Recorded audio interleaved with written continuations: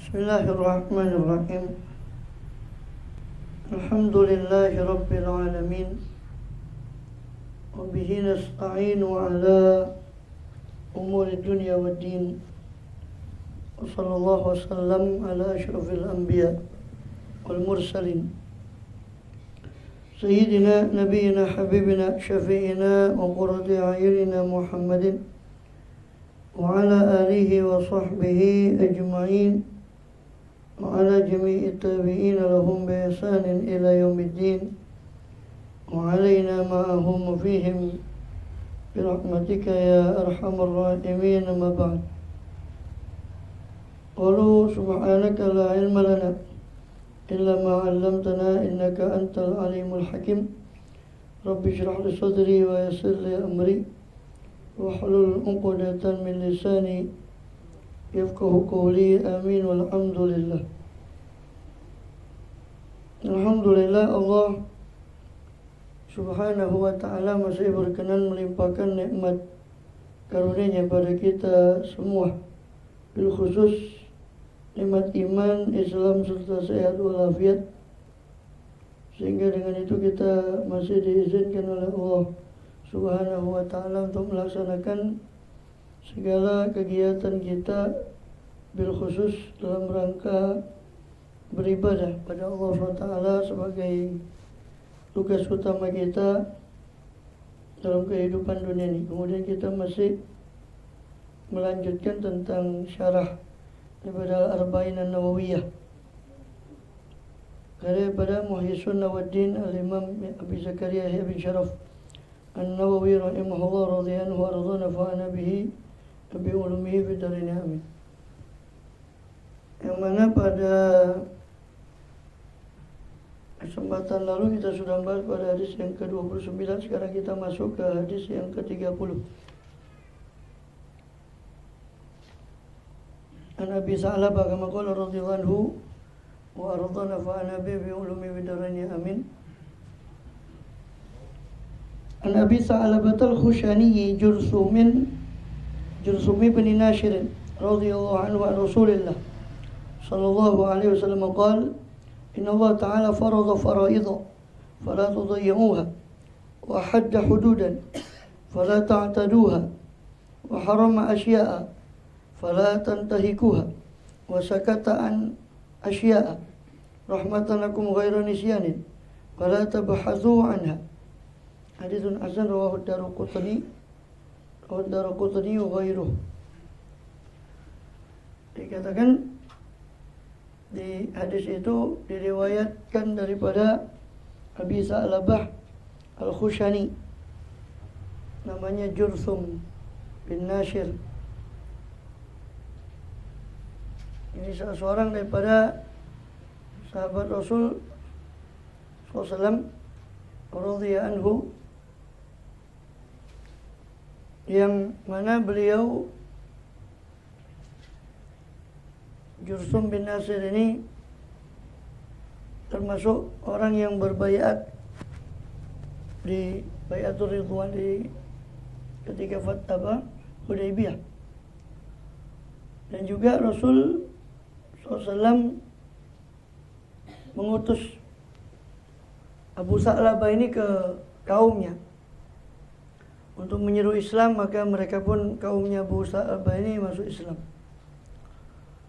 Dan juga termasuk Abu Sa'labah ini atau Jursum bin Nashir ini di akhir umurnya dia tinggal di Syam. Pemerintahan Muawiyah bin Abi Sufyan meninggal di awal pemerintahan.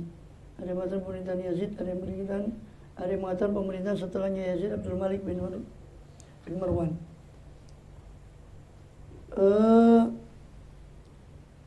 Beliau bahkan termasuk di akhir umurnya itu beliau mengatakan bahwa saya berharap kepada Allah agar arju alla yakhnaqani Allah Ta'ala kama arakum tukhnaquna indal maut. Saya berharap kepada Allah agar Allah tidak mencekik saya ketika mati, sebagaimana saya lihat kebanyakan dari kalian dicekik ketika mati, ini sulit ya, ketika sakaratul maut. Saya minta supaya Allah. Hanya beliau mati dalam keadaan sujud, sholat, meninggal dunia. Radhiyallahu anhu arda nafa'ana bih bi ulumihi nafa'ana bih wa bi sairil awliya sahib as-sahabah wal awliya as-salihin fi darin amin. Dari Rasulullah, Rasulullah sallallahu alaihi wasallam, bahwa beliau bersabda Rasulullah SAW, Inna Allah Ta'ala, sesungguhnya Allah Ta'ala yang maha luhur, faradha faraidha, telah mewajibkan beberapa kewajiban, fala tudayyi'uha, jangan kau sia-siakan kewajiban-kewajiban Allah itu. Wa hadda hududan, dan Allah telah menentukan batasan-batasan atau juga menentukan had dari beberapa hukuman yang berkaitan dengan beberapa kemaksiatan tertentu. Fala ta'tadu, jangan kau lampaui batasan-batasan Allah itu. Wa harama asya'a, dan Allah mengharamkan beberapa perkara. Fala tantahikuha, jangan kamu melanggar daripada perkara-perkara tersebut. Wa sakata an asya'a, dan Allah itu diam dari beberapa perkara. Rahmatan lakum, karena rahmatnya, kasih sayangnya kepada kalian.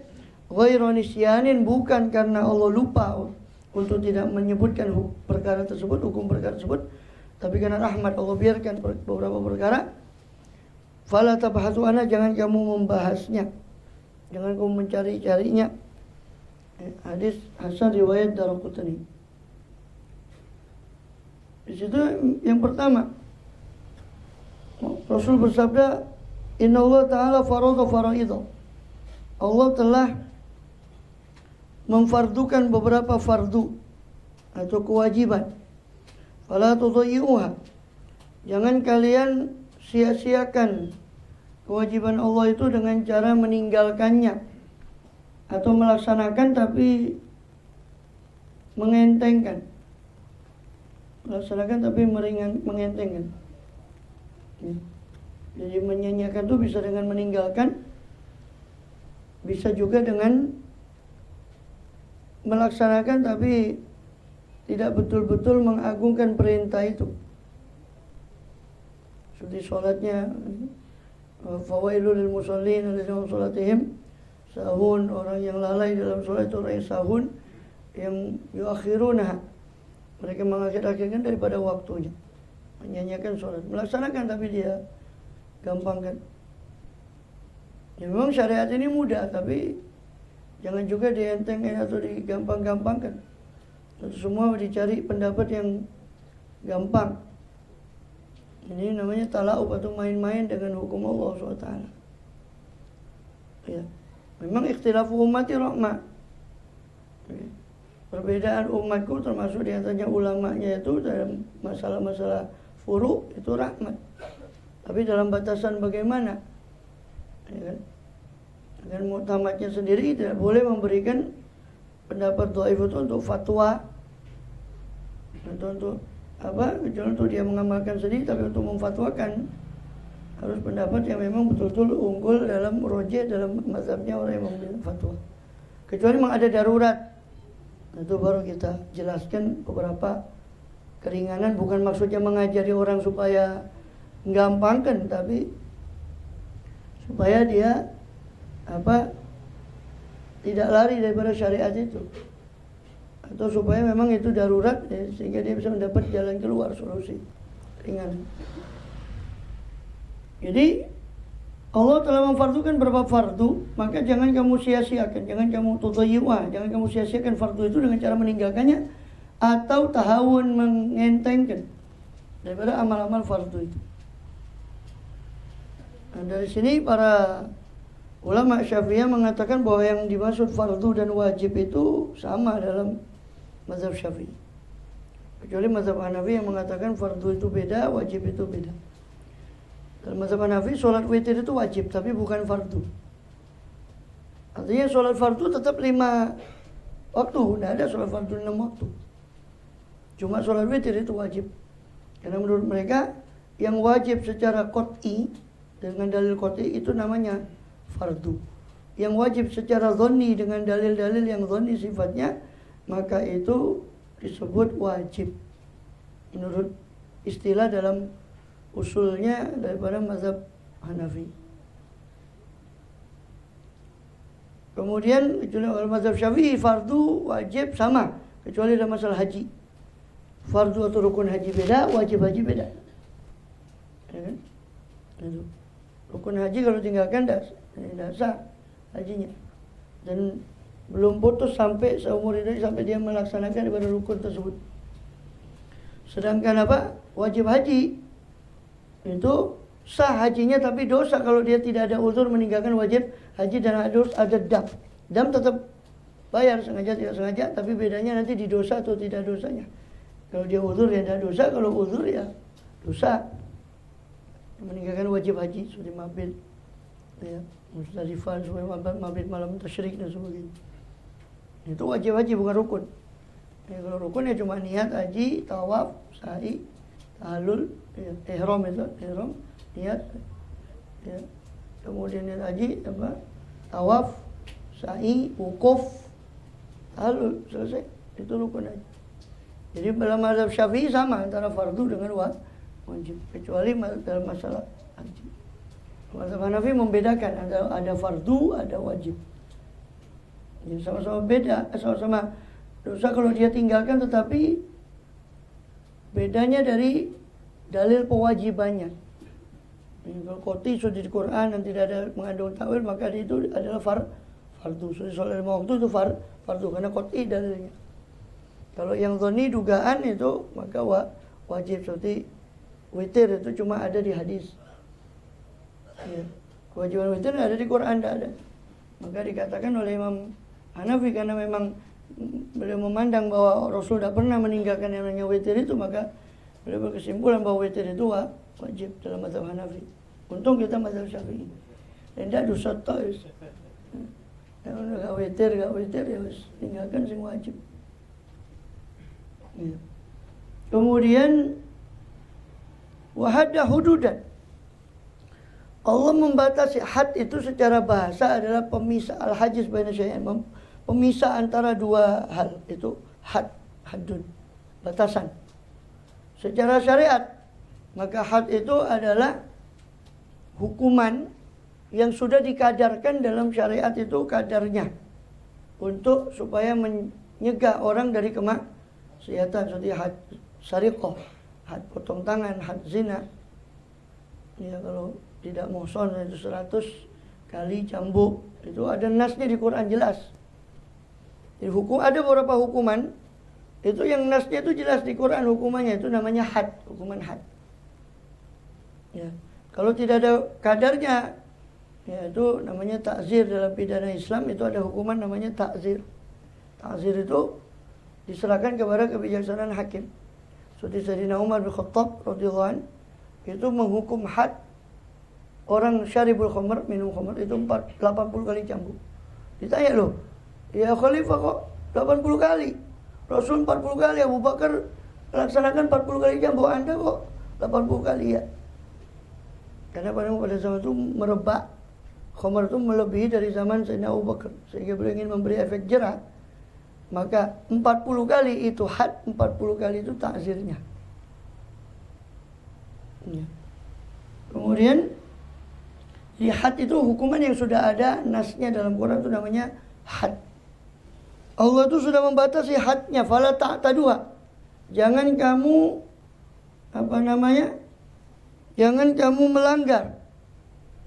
Jadi had ini bisa bermakna lughatannya itu batasan, bisa bermakna hukuman-hukuman tadi itu had. Nah, di sini dibawa kepada makna hukuman had. Karena sebelumnya sudah ada faraid, ada kefarduan. Ya. Kalau dibawa had batasan secara umum itu kan masuk yang fardu, yang itu kan semua batasan juga.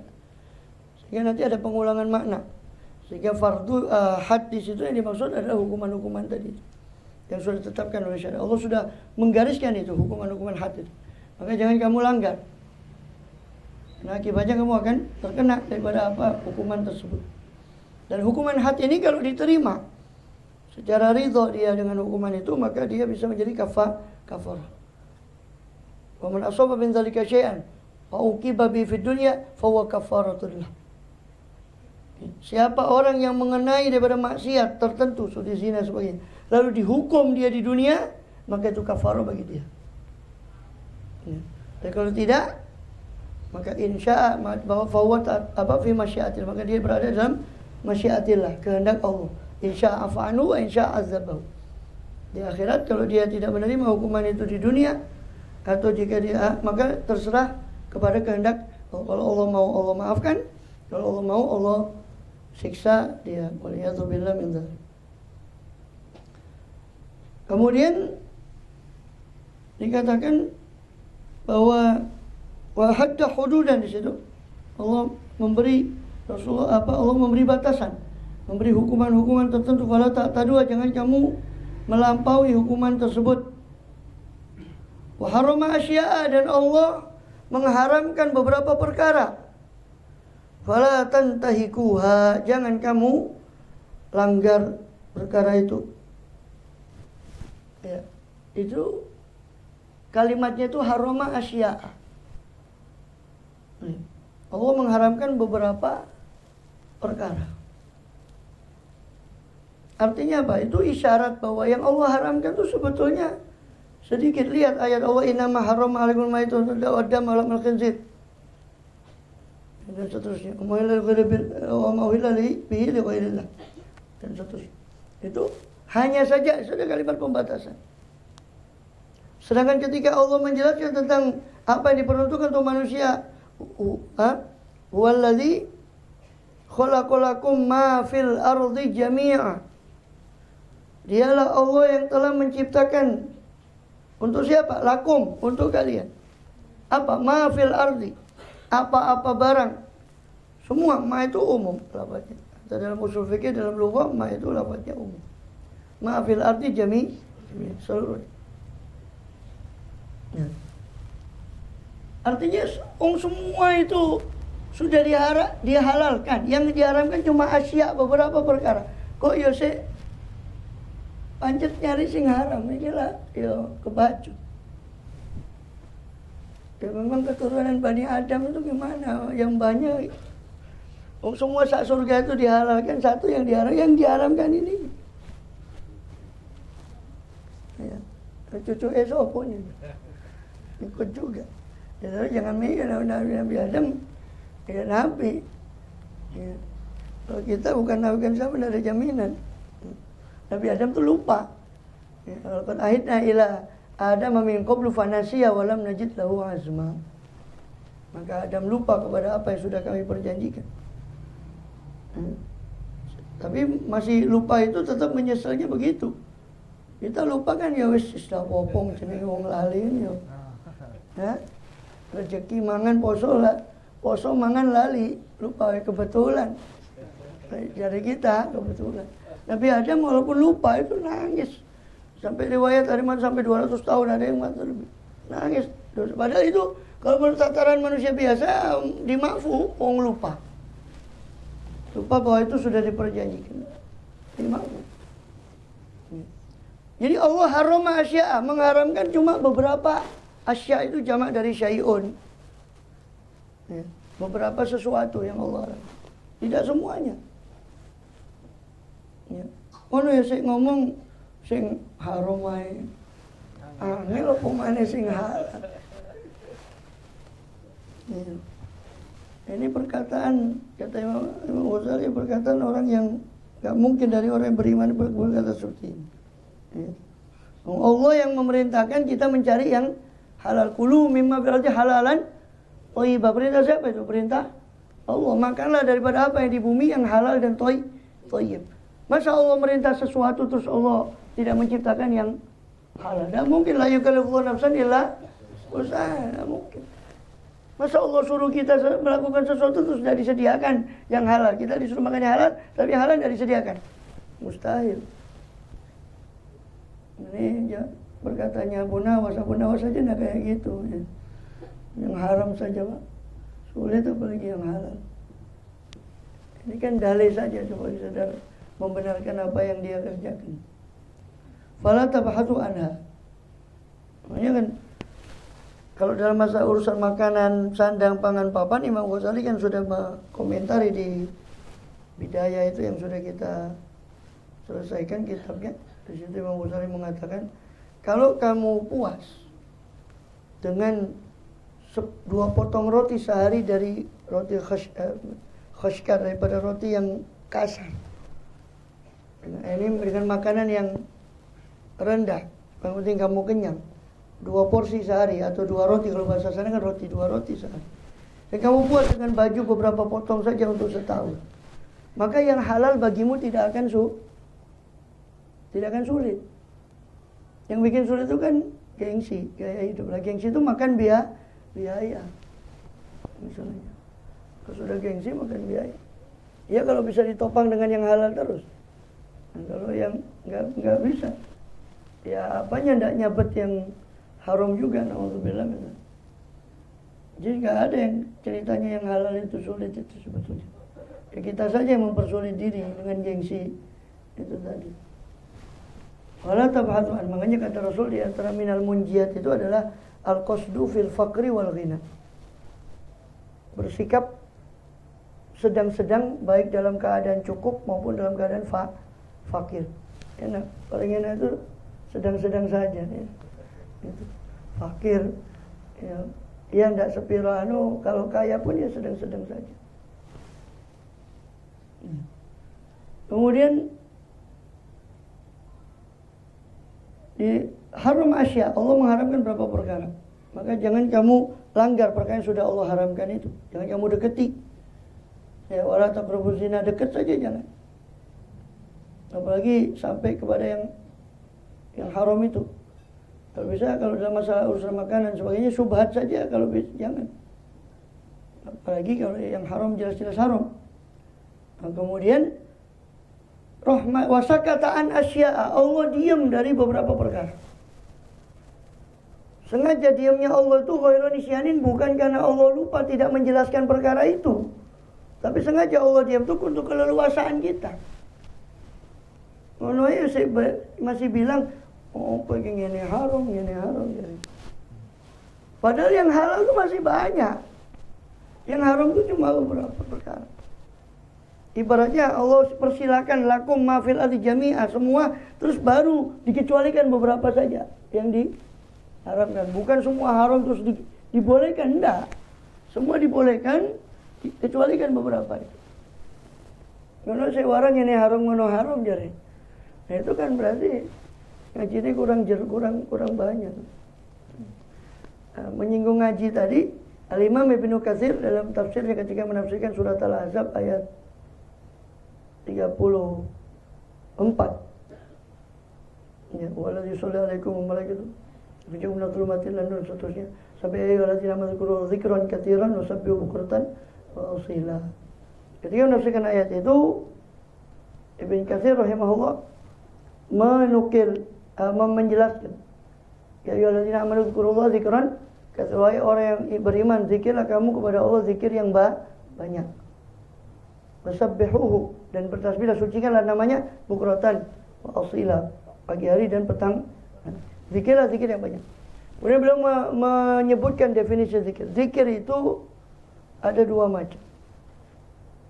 Ada zikir yang berupa sanjungan kepada Allah, tahmid, mengucapkan kalimat thayyibah, alhamdulillah, subhanallah. Ada juga zikir yang kedua, itu adalah mengingat perintah Allah sehingga dilaksanakan, dan mengingat-ingat larangan Allah. Nah, maka dari situlah kemudian ya, para sebagian tabi'in memaknai hilakul zikir itu termasuk majlisul halal wal haram. Itu termasuk makna zikir dalam makna luas, dalam 2 makna. Makna yang kedua itu mengingat akan mana perintah Allah, mana larangan Allah. Itu juga zikir. Zikir kan artinya ingat. Kalau ingat perintah Allah, larangan Allah, tidak ngerti mana larangan perintah, masa bisa ingat. Jadi itu termasuk dalam majelis zikir, maksudnya. Jadi jangan dipahami majelis zikir itu cuma la ilaha illallah atau sebangsa itu. Ya bukan jelek, sekali semua itu bagus, kalimat thayyibah. Timbang ngerasani uang ya. Timbang gedabrus ngalor ngidul kan.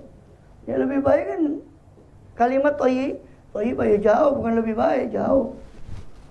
Ya, tapi zikir yang lebih afdal itu. Kemudian jadi Allah tidak lupa, bukan berarti Allah lupa. Dengan Allah membiarkan berapa perkara itu justru itu keleluasaan kita, rahmatan bikum. Rahmatnya Allah kepada kita semua, sehingga Allah tidak semua Allah blokade, tidak semua Allah kemudian larang. Allah membiarkan beberapa banyak perkara. Ya.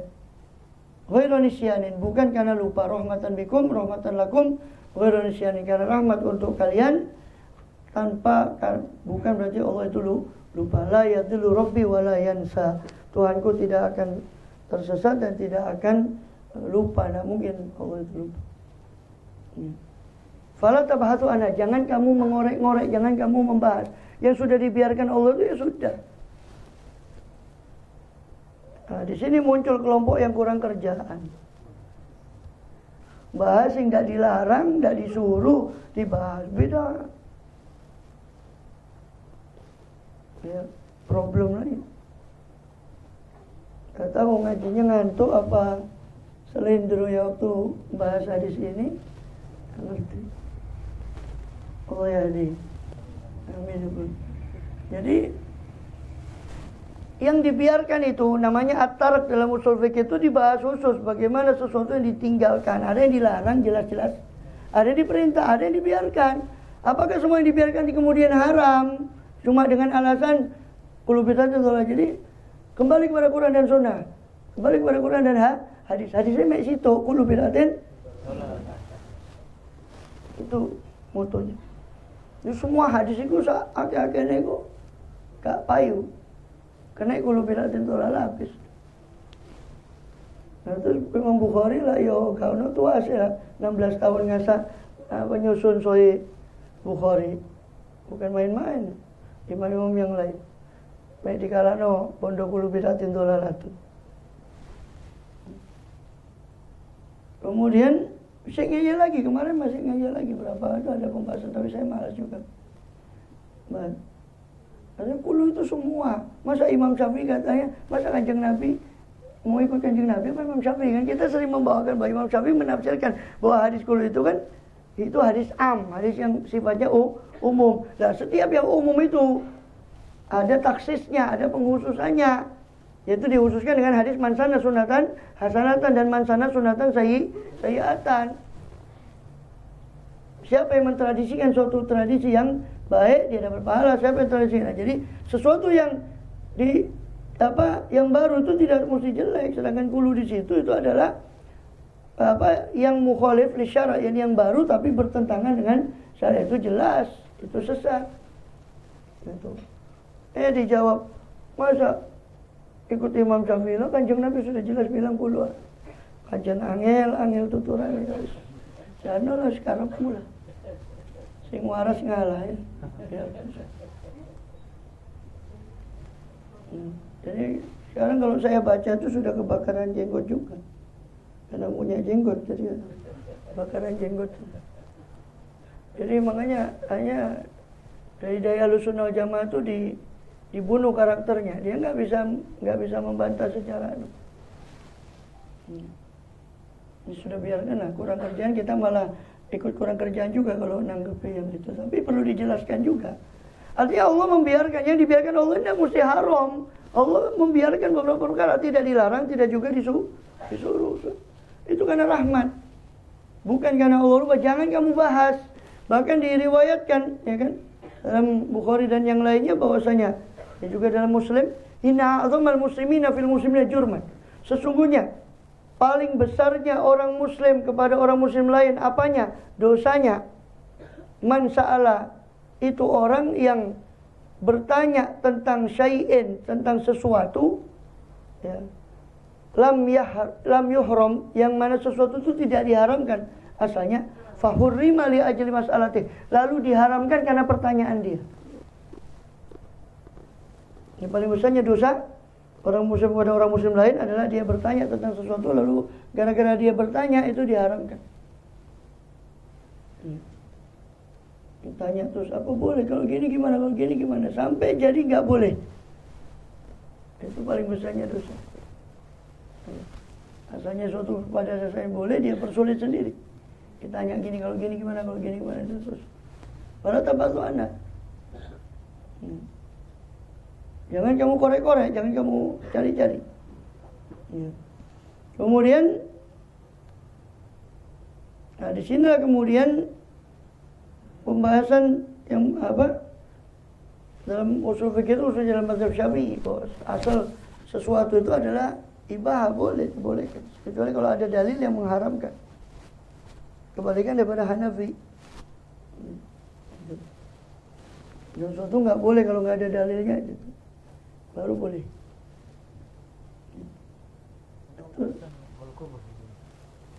Apa? Al-Husain wal Kubur. Bukan, lain lagi. Itu di syarahnya, seperti dinukil oleh Imam Nawawi Al-Bantani, ketika kita bahas juga di mana Bidayah Hidayah itu di syarahnya itu dinukil bahwa al-halal itu adalah sesuatu yang tidak kalau bagus dan jelek itu urusannya Mu'tazilah sama mana yang bagus secara syariat, apakah akal itu bisa menentukan kebagusan atau sesuatu buruk atau baik. Ya, jelas Ahlussunnah itu harus ada dalil. Akal tidak cukup untuk menentukan antara bagus dan kalau semua diserahkan kepada manusia, ya rusak semuanya. Jadi sesuatu yang halal dalam mazhab Syafi'i itu yang tidak ada dalil yang mengharamkan, itu berarti halal. Sesuatu yang tidak ada dalil yang mengharamkannya, itu berupa hayawan atau apa, kalau tidak ada dalil yang mengharamkan, maka itu statusnya adalah halal. Sebaliknya mazhab Hanafi. Kemudian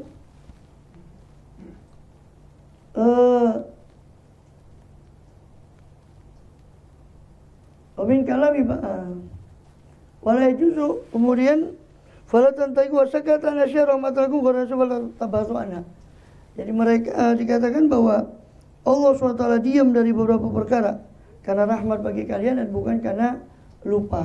Maka jangan kalian membahas sesuatu yang sudah Allah biarkan itu. Ya. Jangan kalian bahas.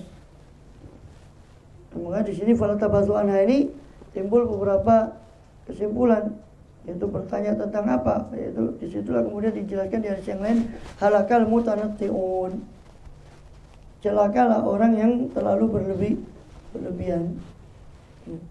Dia terlalu membahas tentang sesuatu yang tidak perlu dibahas. Sampai sebagian sahabat itu, Abdullah bin Mas'ud dan beberapa sahabat, kalau ada orang bertanya tentang satu perkara, satu kasus, itu sudah terjadi apa belum? Bilang belum terjadi, sudah, gak usah kau tanya. Nanti kalau sudah terjadi baru saya tahu.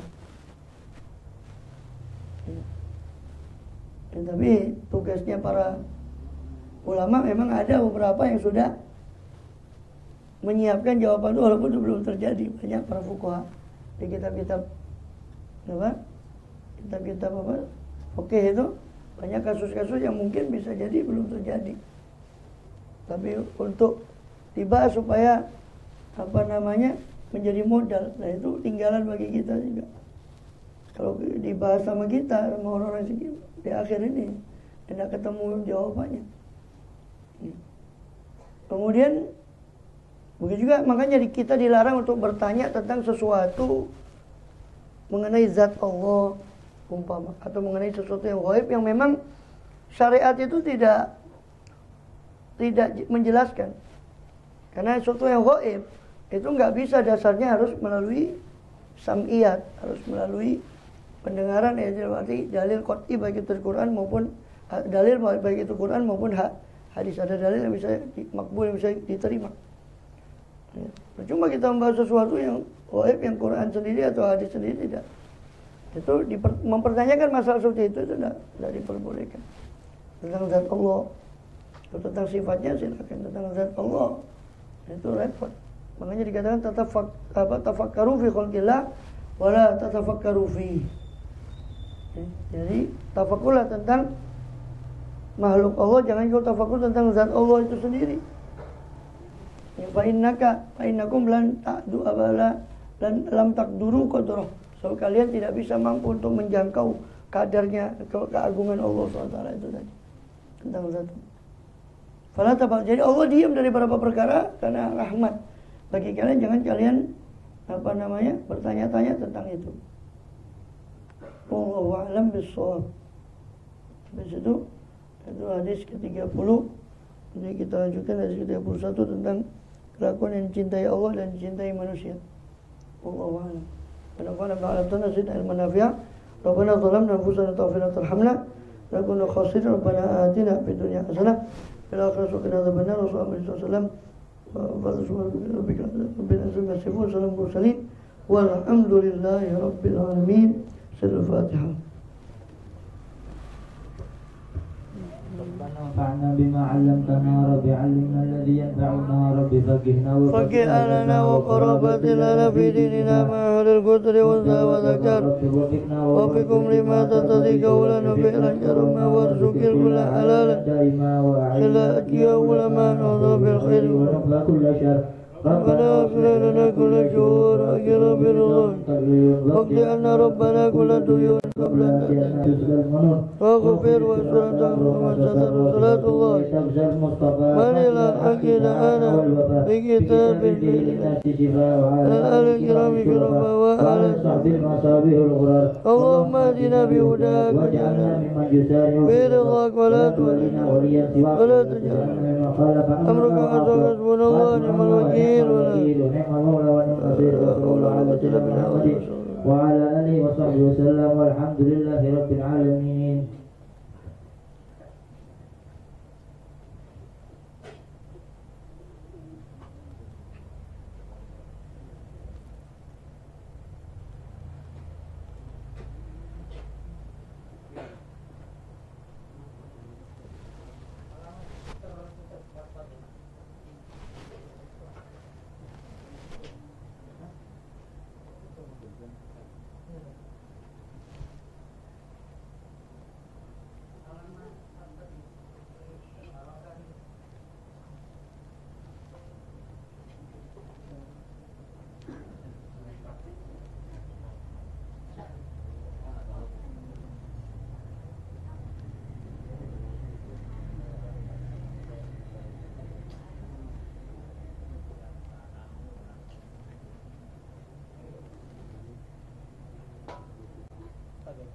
Oh ya.